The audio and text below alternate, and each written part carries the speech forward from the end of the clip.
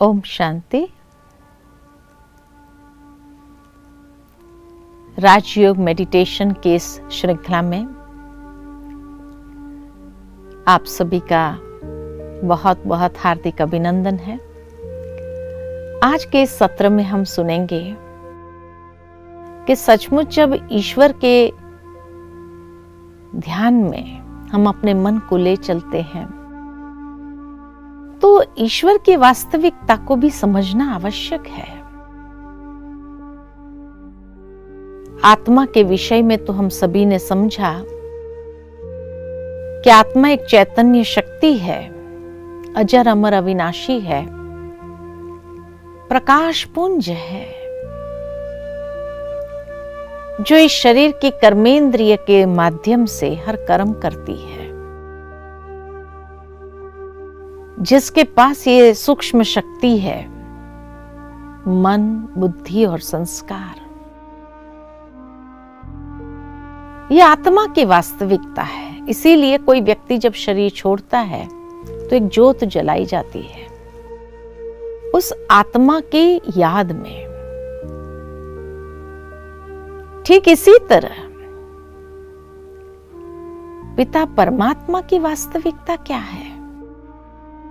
तो जिस तरह एक पशु का पिता पशु है, पक्षी का पिता पक्षी है, मनुष्य का पिता मनुष्य है, तो आत्माओं का पिता परमात्मा। अगर आत्मा का स्वरूप अति सूक्ष्म ज्योति पुंज है तो उसके पिता का स्वरूप भी कैसा होना चाहिए? वो भी प्रकाश पुंज है, जिसको कहा अनंत तेजोमय, दिव्य प्रकाशमान, जिसके लिए श्रीमद् भगवद गीता में जब अर्जुन ने उस दिव्य स्वरूप का साक्षात्कार किया तब यही कहा कि बस करो प्रभु, ये तेज को मैं सह नहीं पा रहा हूं। इतना अनंत प्रकाशमान, हजारों सूर्य से तेजोमय स्वरूप, दिव्य प्रकाश पुंज है, जिसका यादगार खाली भारत में नहीं बल्कि हर धर्म के अंदर उसी रूप में दर्शाया हुआ है।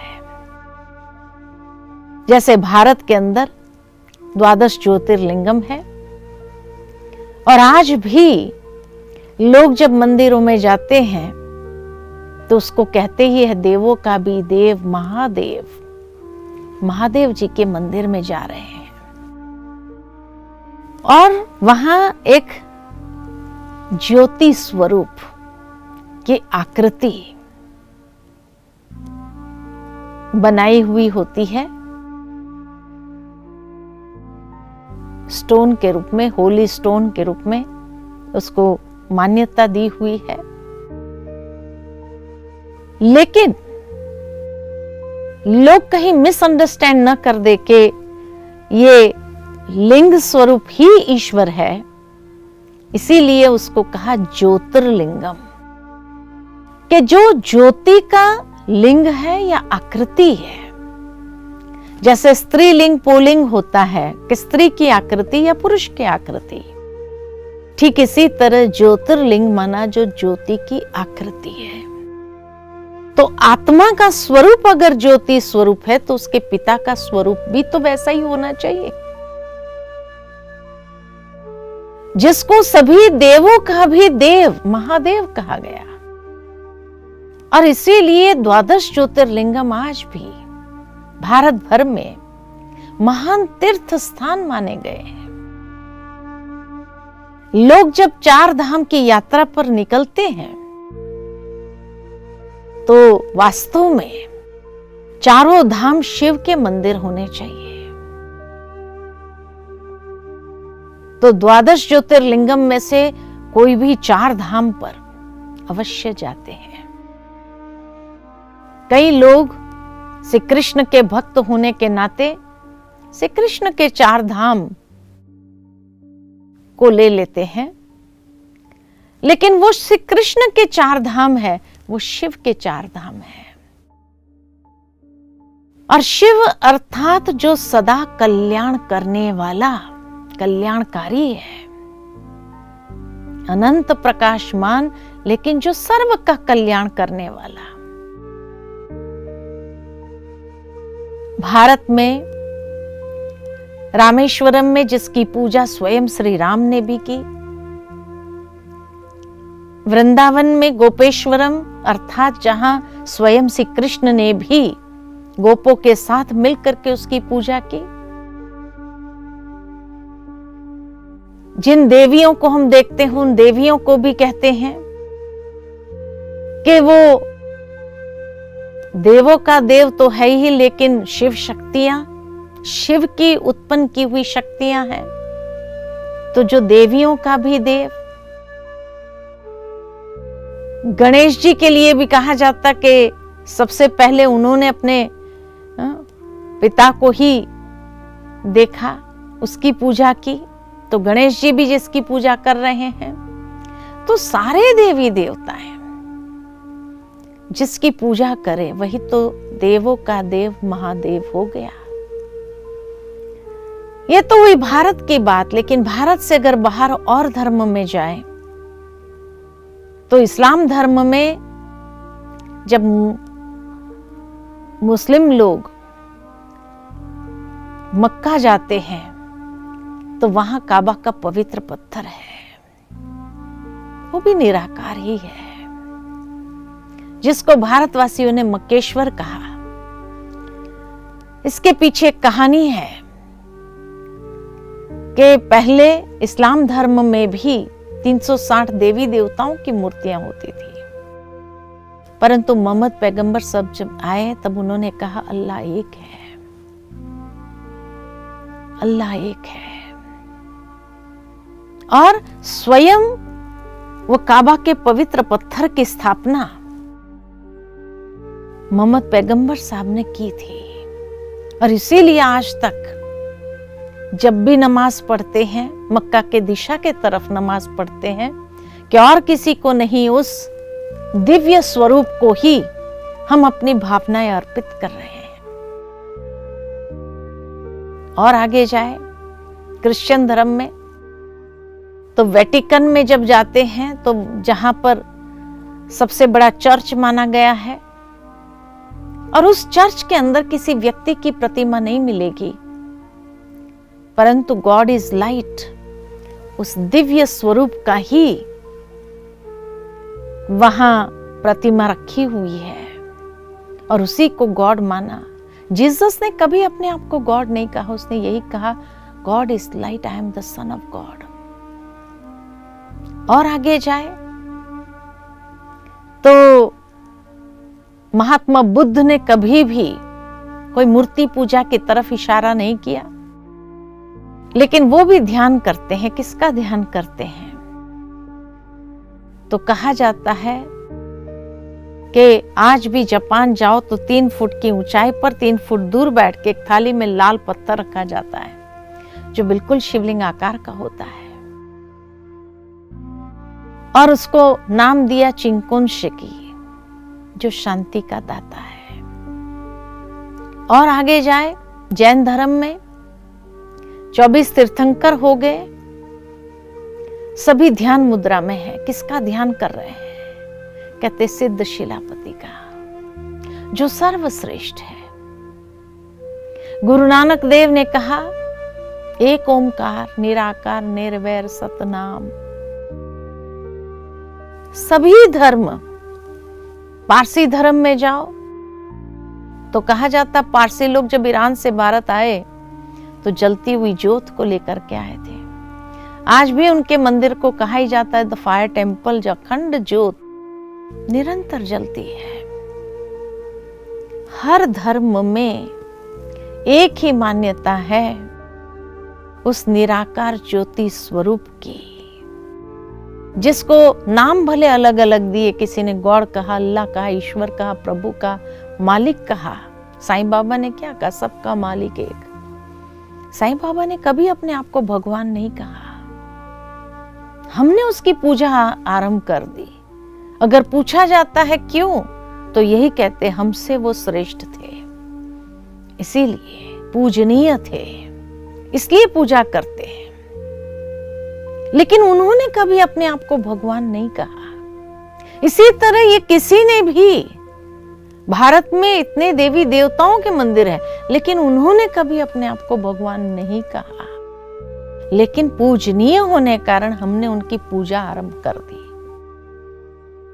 तो सभी देवों का भी देव, सभी धर्मों में भी जिस एक की ही यादगार है, किसी ने गॉड कहा, अल्लाह कहा, ईश्वर कहा, प्रभु कहा, मालिक कहा, जो भी नाम अलग अलग दिए, है तो उस एक के ही गुणवाचक, कर्तव्यवाचक नाम है। तो सर्वधर्म मान्य, सर्वोच्च शक्ति, जिसके ऊपर कोई नहीं है, जो सभी से न्यारे हैं, और साथ ही साथ जो ब्रह्मा विष्णु महेश के भी रचयिता है, इसलिए उसको त्रिदेव कहते हैं। शिव को त्रिदेव कहते हैं, जिन्होंने ये त्रिमूर्ति की रचना की, और ब्रह्मा द्वारा सृजन, विष्णु द्वारा पालना और शंकर द्वारा महाविनाश। करण करावनहार कौन? शिव। हाँ, यहाँ एक गलती जरूर हो जाती है कि भारतवासी शिव और शंकर दोनों को एक ही समझ लेते हैं, लेकिन सोचने की बात है, जहां दोनों का नाम अलग है, जहां दोनों के स्वरूप आकृति अलग है, जहां दोनों का कर्तव्य अलग है। शिव को कहा भोलानाथ, शंकर को कहते हैं जब तीसरा नेत्र खुलता है तो महाविनाश, प्रलय होता है।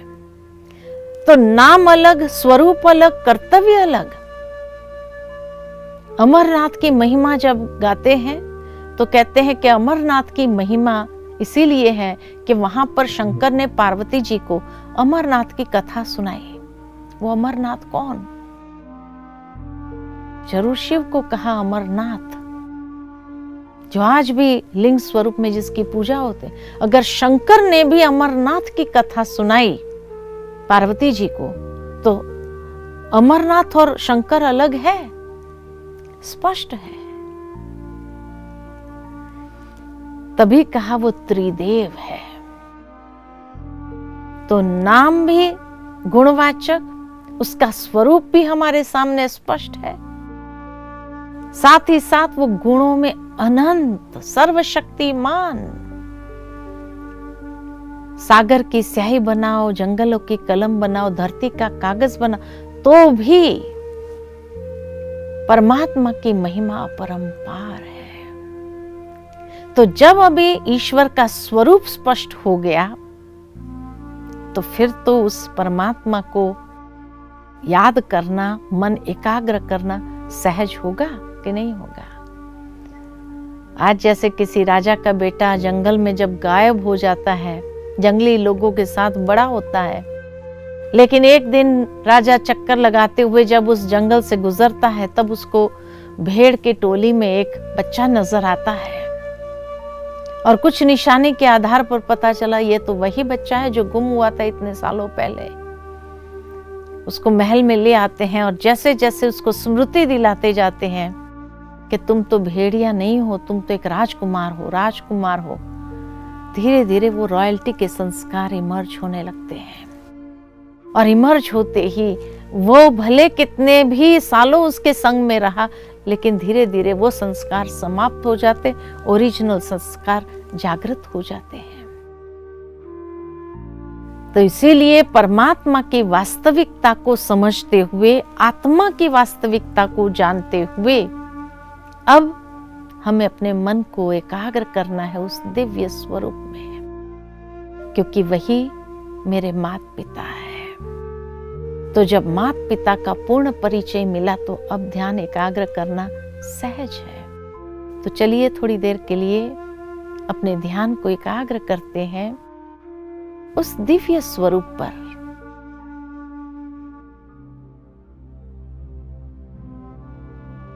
ओम शांति।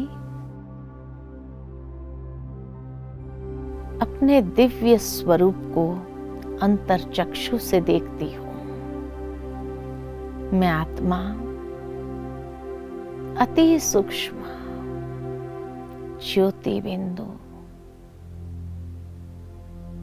प्रकाश पुंज हूं।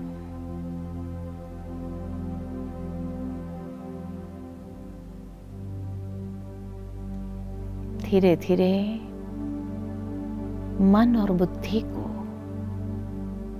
आत्मभाव में स्थित करते हुए उस पिता परमात्मा के दिव्य स्वरूप में एकाग्र करती हूं।